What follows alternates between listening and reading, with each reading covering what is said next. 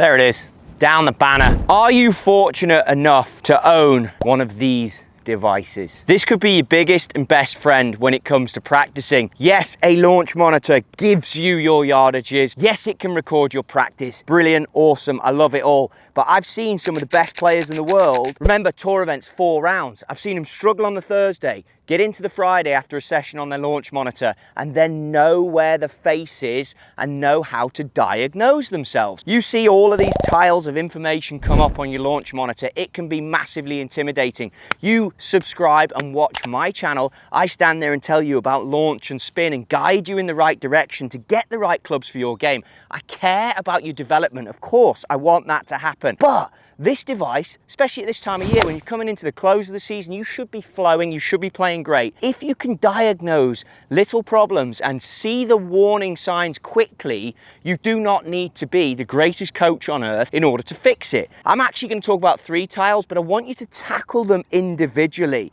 And it's going to be face angle, it's going to be path, and it's going to be the relationship between the two, which is face to path.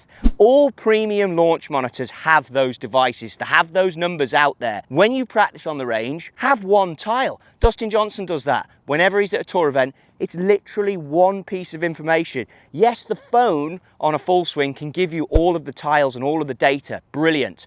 But the one coming up for me on that last golf shot was face to path. That was minus 0.6. Remember, if it's a minus number, the blade is pointing left. This is for the right-handed golfer.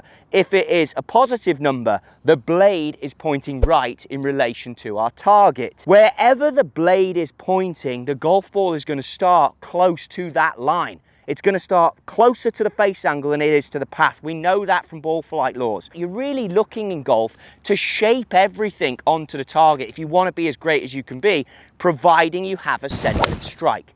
Now, I want to keep this simple. I don't want to lose people because we can go down that path and we can geek out about golf and technique forever. Trust me, that rabbit hole, I've got a little bed and I live in that little bed in the little house in the rabbit hole. I do not need you guys to go there. So if we turn up one day, we're not hitting it fantastic and we have club path. And I want to talk a little bit about moving the path on that last golf shot, which you saw was a pretty good straight golf shot, club path minus 2.5. That means it was minus 2.5 this way. You might stand there and go, okay, if that face is square to that path, then the ball's going to go left. So how do we manipulate and move the path in order to start the ball in a different shape? So if you want to start the ball and move it to the right, then that minus 2.5 path needs to be pushed more to the right, but with a face angle that marries up to the path.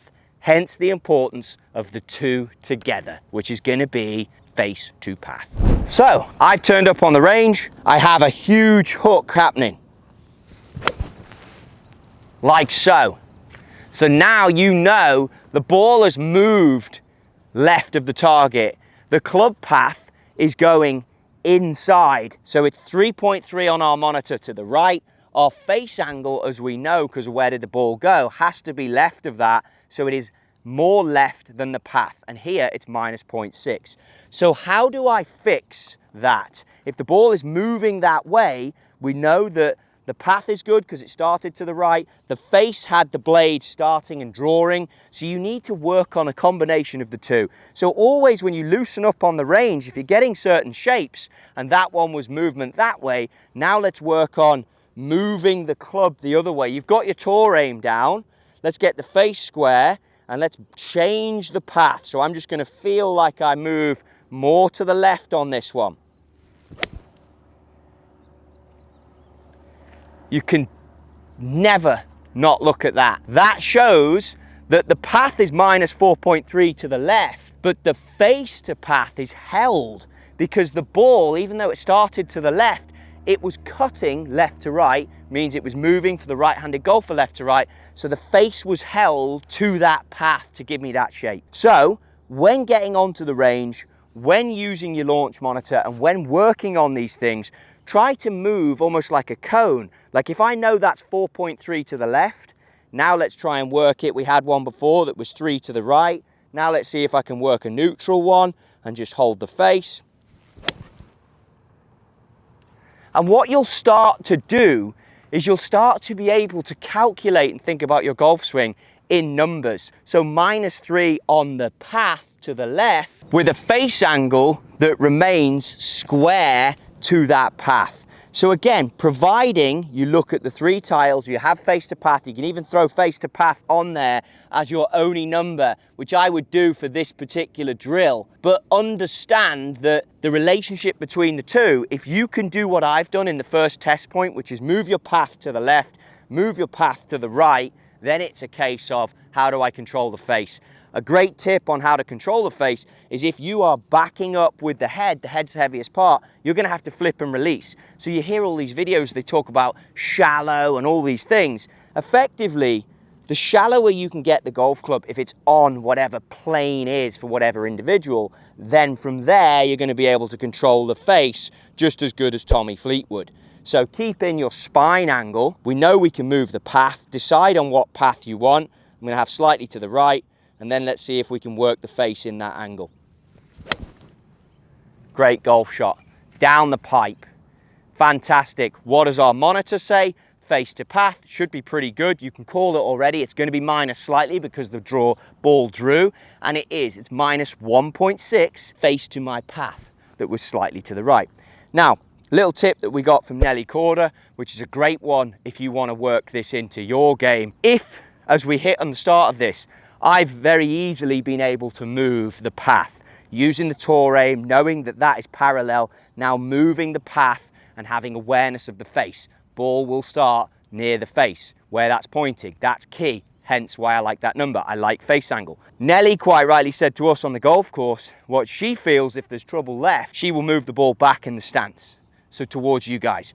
Why is that? Because if you move the ball back, now all of a sudden the circle and the arc is further back here and the face is pointing more to the right. So you will create a path that is inside with a face that should be closed slightly to that path to then give me, and I'll demonstrate it for you, the little draw. Now think about this, how you know this works. If you hit a punch shot with the ball back, look how far back this ball is right now, miles back. The further back you put the ball, the more to the right withdraw that ball will start. And that's effectively what Nelly's doing. Ball starts right. Look at how I'm holding the face angle. Withdraw.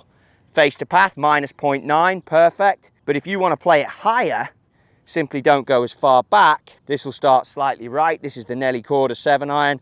There's water on the left into that green. Let's just get one going. And that turns, look, beautifully into that flag. It's very easy once you have the basic understanding of the relationship between face to path, which of course face to path is -1.4, and my path is going out to the right. We know that because the ball drew onto the target. It's gonna end where the face is pointing, so you must have control of that.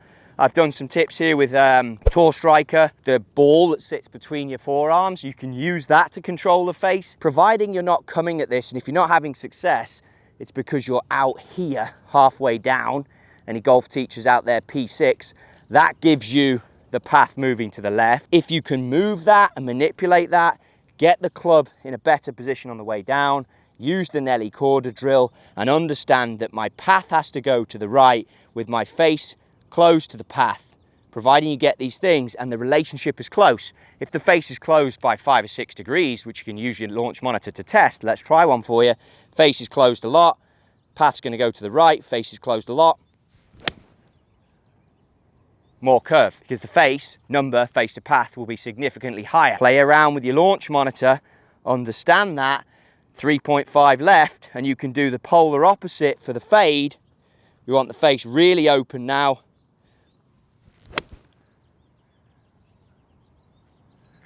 I wasn't as open as I wanted it. I should play golf like that. Now you have the face more open to the path. So it gives you those golf shots. That one had less curvature, but build your understanding by just using path and face angle and face to path if you want it, and that will make you a better player just from owning a full swing launch monitor or whatever launch monitor you choose. But understand those numbers, understand that they can help you from day to day, and when you go on the range, if you loosen up with just one tile, make it one of those 3, and all of a sudden you'll control the ball flight like that and you end up a better player. Another great thing about the full swing, I can go into the summary and it will tell me the misses on the golf shots and where they've gone. start to record them, capture data. Then when you go out onto the golf course, you know if you're missed that day as a tendency left, then you can play with that. So it's how you can use this to make yourself more consistent. You're watching these videos, you're learning about your equipment, you might have gone out and got one of these. Now use it to the best of your advantage and make yourself a better player. If you like what you're seeing, hit subscribe. A lot of information in there this week.